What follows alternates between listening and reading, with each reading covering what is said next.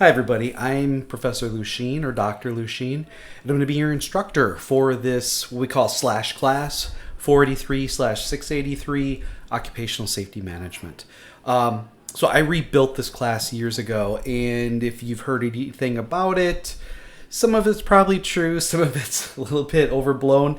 Some people call this the Excel class, and I really built this class to put you ahead as you get out and into your careers. And so what I'd like to do with this video is kind of show you the course, the layout of it, kind of what to expect, and then I'm going to share a little bit about my background. So you're watching this Watch Me First video right now. I may send it in an email. I participated in a Get to Know the Safety Pro. It's an ASSP, like 2-minute get to know volunteer leaders. Just let you know, I'm currently the Region 5 VP for ASSP, so I oversee 15 chapters and 14 sections in the Upper Midwest.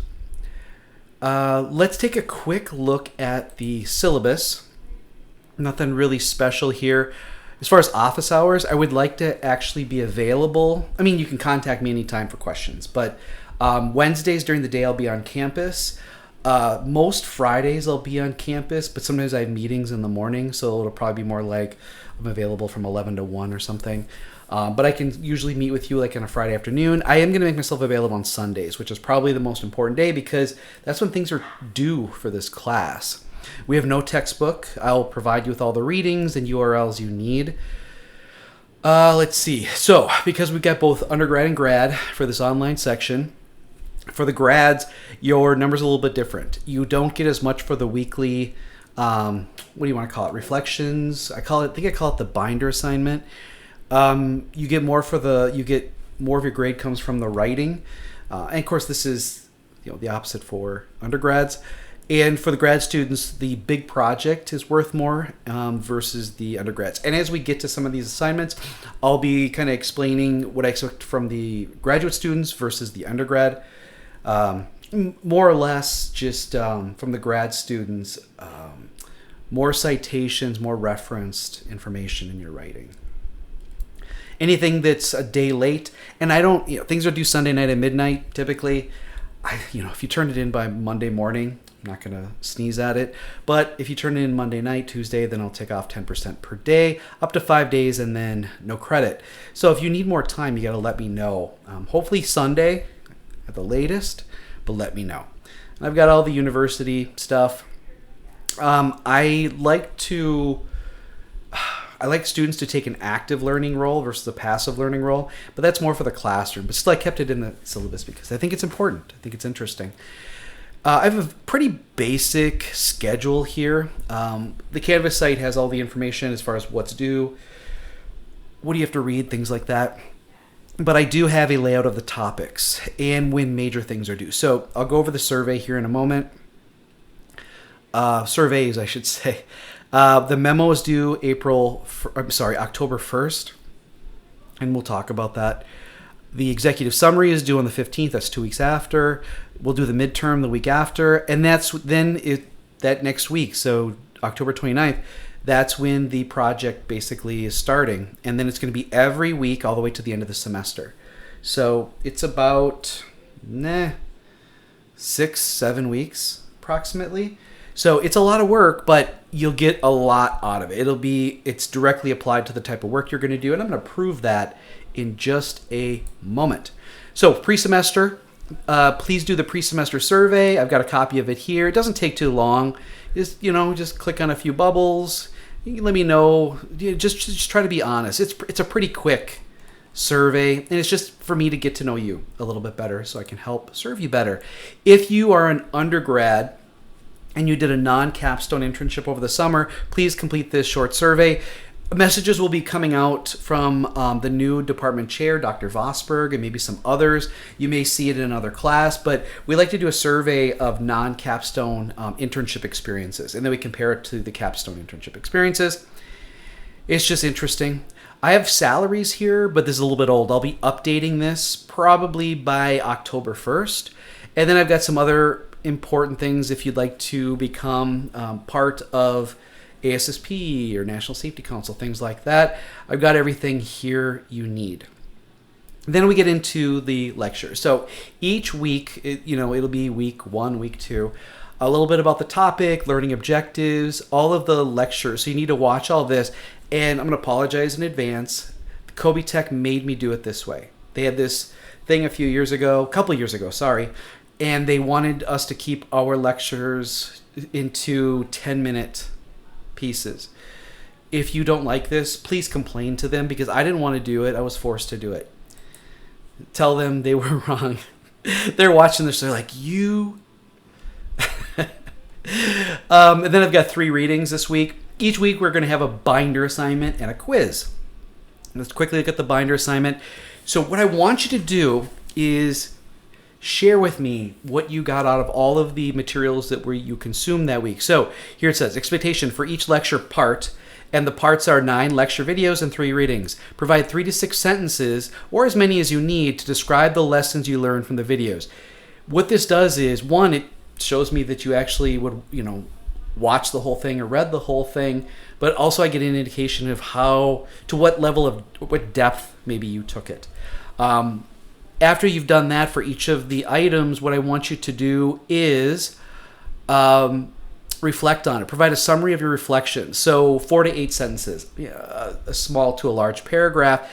What that means is I want you to think deeper, or one of the lessons, whatever one maybe hit you the most or hit you the deepest, compare it to something in your life. That's how we learn, is we get exposed to new material, and then we think about it in the context of things we've experienced or are experiencing. It provides additional signals in our brain that we can recall it better and clearer. It's science. So each week, you may be turning in something from 2 to 5 pages. The longer the better, the more detailed the better. If somebody really demonstrates to me that they listen to the stuff, they're excited about it, they understand what it means, and they put it in different, in their own personal context, that's the ones that are going to get the high points. If you give me like a sentence or 2 and you're just repeating something you heard at the beginning of the video, then I'm not sure if you actually listened to it or just, copied something out of what you're assigned to read. Yeah, then you won't get as many points. I usually use my middle ground as 85 out of 100 or 8.5 out of 10. So if you're getting 8.5 or less, obviously I don't think you're putting enough into it. And we can cover that in like an office hour or another video. But I'm just letting you know, because some are like, well, you're not giving me enough insight on how to get better. Well, I just told you what I expected. The quiz, at this point, and I might get in trouble for this, I don't want to use Respondus Monitor. I think it gets in the way. So let's, honor system here, do this yourself. You can use your notes. If I click on it, hopefully it doesn't start it. So you have 20 minutes to complete 10 multiple choice questions. And at the beginning of each week, what I'll do is I'll provide a review of what I saw. Like if there's a question that a majority got wrong, I will cover it for you. Because it may come up again, but I just want to make sure that we're hitting everything. And I'll adjust scores based on what you guys are saying. Yeah. I mean, I've done this a few times, so we should be pretty tight with it, but there may be something that I missed. So each week, that's what you're going to have to do. Watch everything, take some notes, lessons learned, then reflect on it, put it into your own personal context or, view of the world, and then talk about that. Give me a good paragraph or more.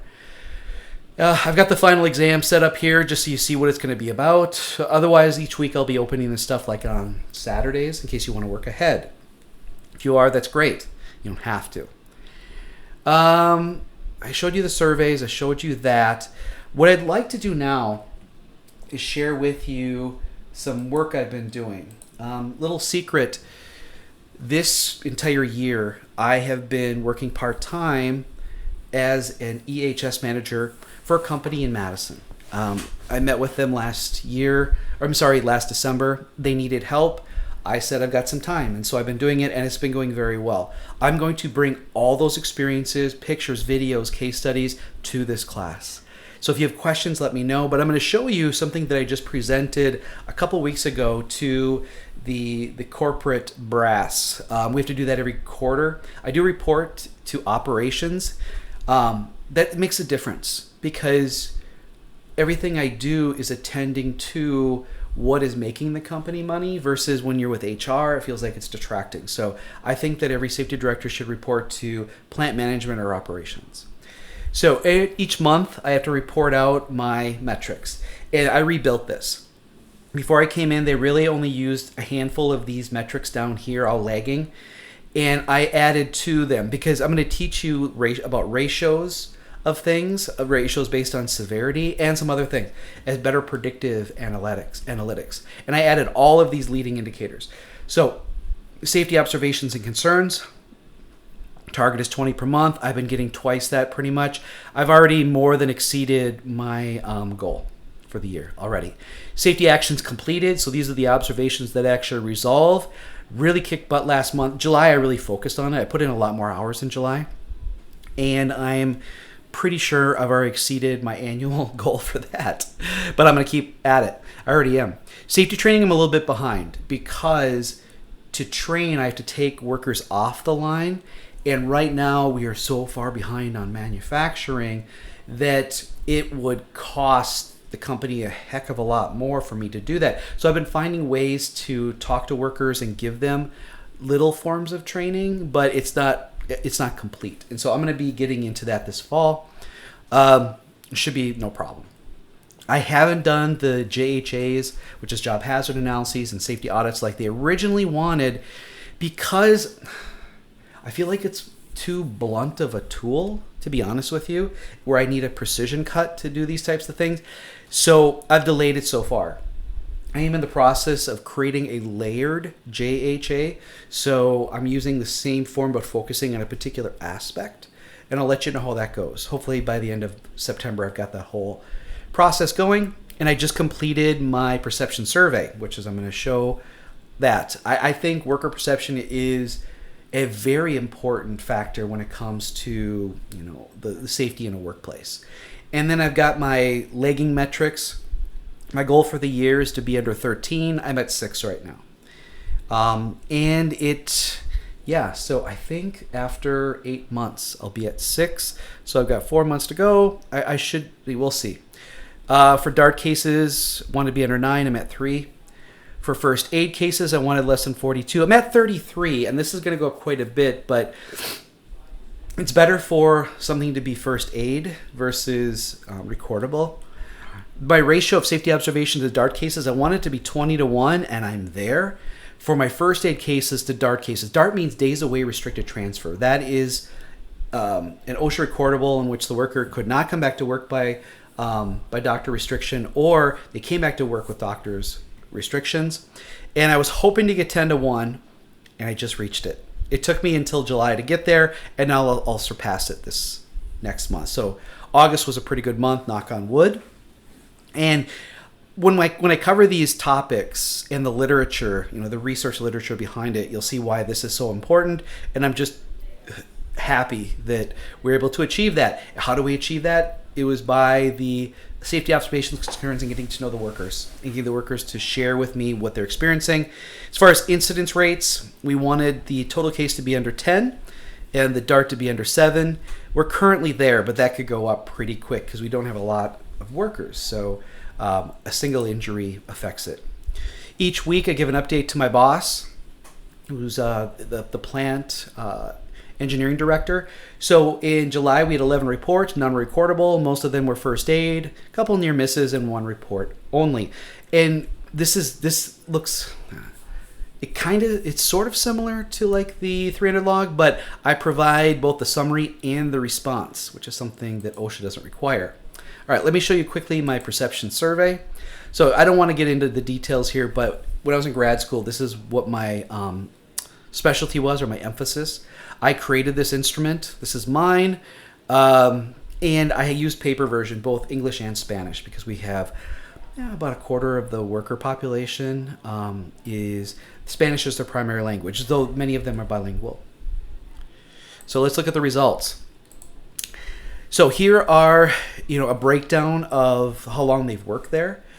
The most interesting is the 1 to 3 versus the greater than 10. This is the 2 groups that I compared, run it using Ttests. Got my raw averages and which shifts are represented here. So for the first one, I wanted to look at, on the scale from 1 to 5, 1 being strongly agree, 5 being strongly disagree, what's the average, median, rank, and then the average for first, second, and third shift. So for the first shift, their most highly agreed was they're proud to work with Aprilaire, which is cool. Second, third, both had the equipment one, which is my job would be much easier if the equipment tools work better. And that is something they know very well. As far as, the higher the number, the highest number, first shift was PPE. The question is, I think the required PPE is uncomfortable and not needed. So they were negative, highly negative on that. So they believe it is comfortable and needed. Second and third shift came to reports, and that is, I know coworkers who were injured and not reported to their supervisor. They were negative on that. So they're saying that they don't know people. The next, I did a safety. I took 3 of the answers for safety culture, and I averaged it all out. And the 3, measures were overall, I think I'm treated fairly at work, which is sort of an organizational justice question. Number 2 was the company is clearly committed to safety, which how much more on the nose can you be? And then finally, I think my supervisor genuinely cares for us, which is a sort of another element of trust. And so overall, this is where I wanted a 4 out of 5 overall, but first shift did have it. And therefore, I compared what they do first shift versus the other shifts, and that's where a lot of recommendations came out of this. By language, I only had 14 people out of the 84 actually select the Spanish version. But there were other Spanish speakers, but still they chose the English, let them because they're bilingual. But what was interesting is the only difference was I think my job is too physically demanding, that they agreed more to that question. But the thing is they work super hard. They're very hard workers. So I totally get that.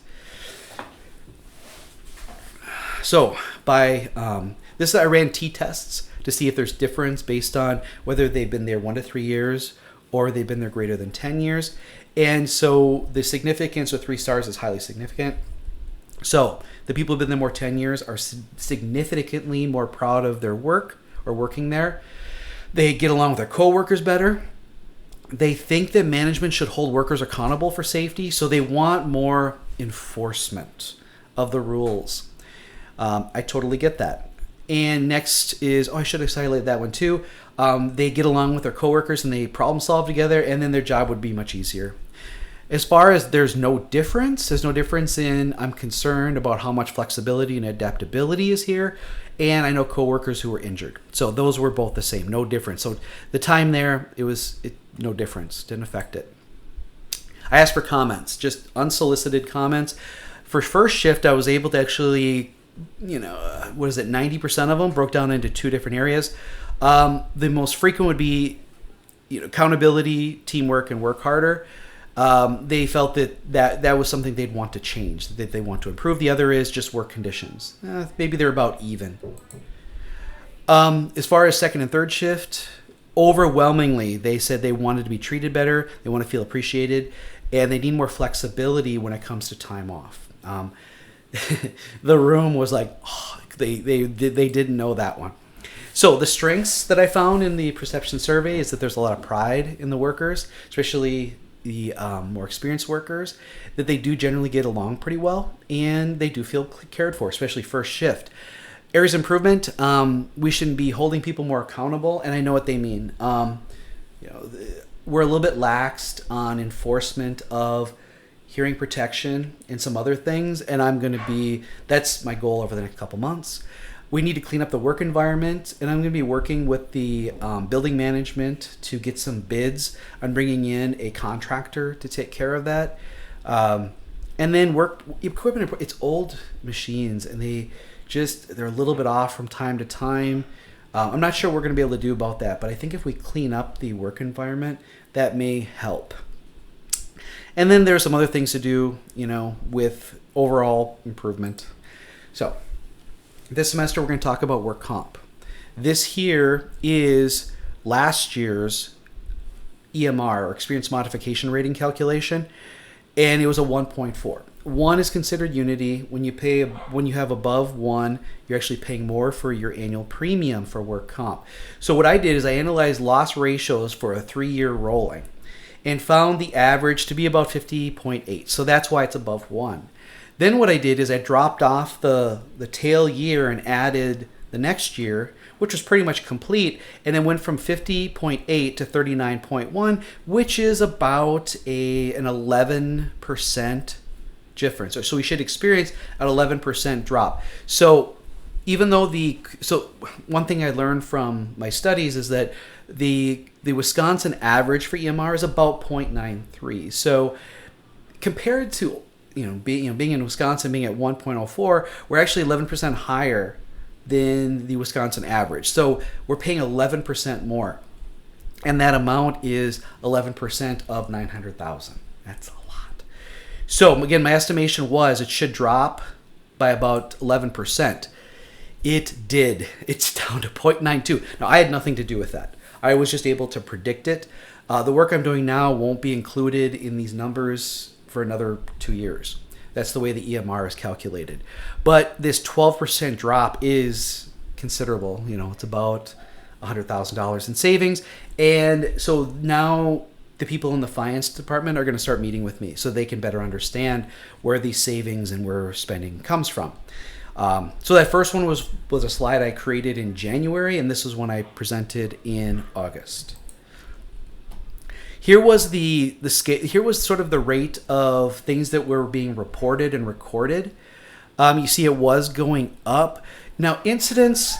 It's good to have incidents as far as guiding you to problem solve and to find out what to work on or improve. But it's the recordables that we don't want. And though there was kind of a duality there, and that kind of set me up for some of the goals that I created. Here's a comparison of the OSHA recordables over the years.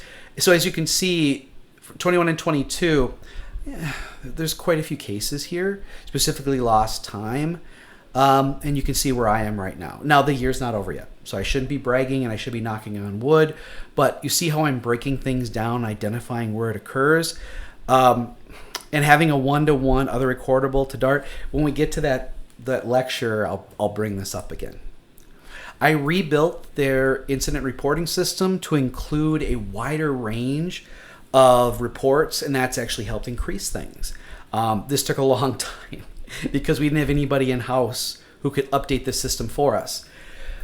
So I haven't done any safety audits or JHA. So how have I been able to improve things? Here it is right on this chart. So this was the average number of reports or observations.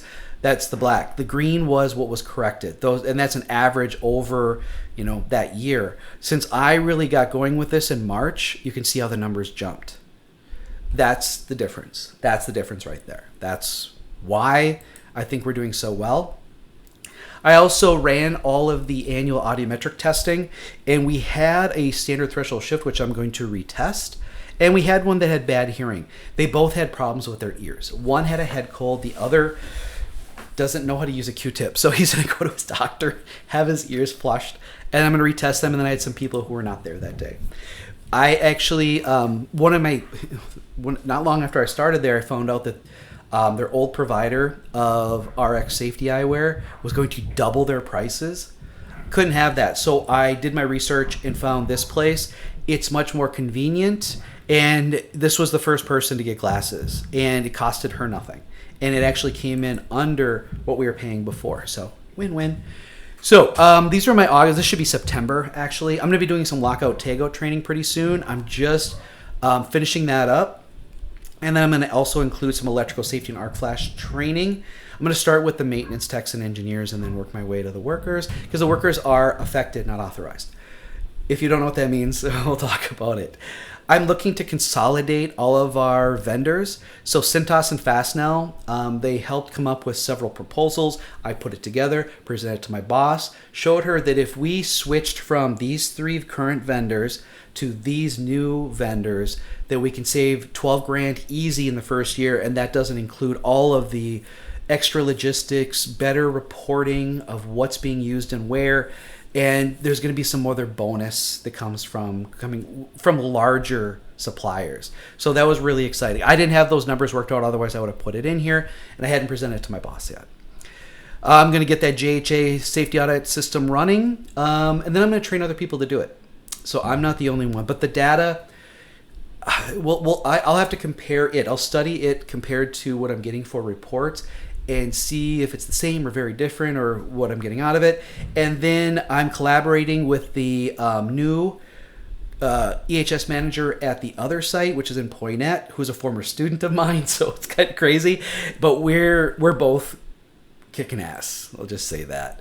So that's everything I wanted to cover. It's a little bit longer than I wanted, but I have a lot to share with you.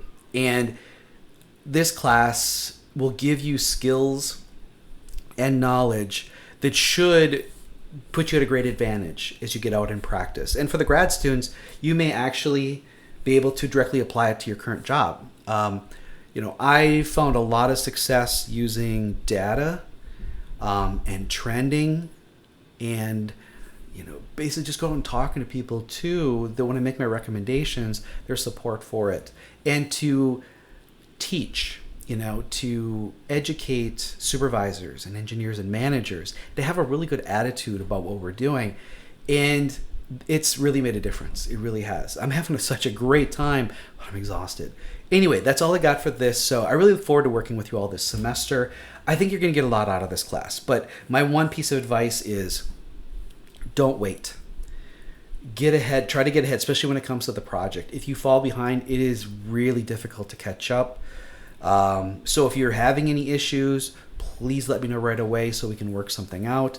If I find that anybody's kind of falling behind, I will reach out to you. But let's just have fun and learn this semester.